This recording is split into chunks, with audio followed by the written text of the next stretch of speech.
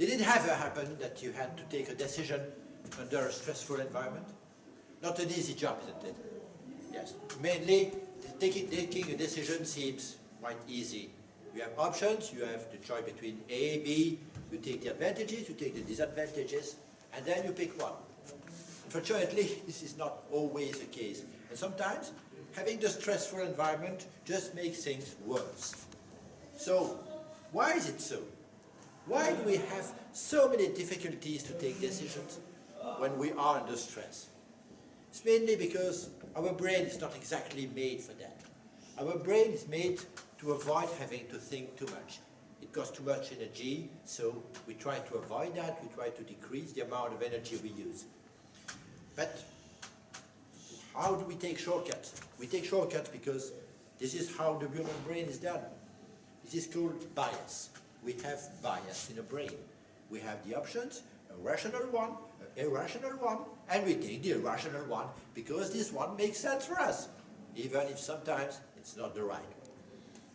So, how do we avoid that? You can avoid that usually by asking someone else's advice on the point. You can work in a group, you can have a consensus between people, and then something else happens. With a group, you have other issues. You have other bias. The group effect is there. Being in a group, you reach a consensus. You know what you're going to do. You always find a solution that fits everyone's opinion, and finally, it fits absolutely no opinion. Nobody is okay with that, but nobody dares selling it. Nobody dares raising up and saying, no, that's not what I want, because it's a group.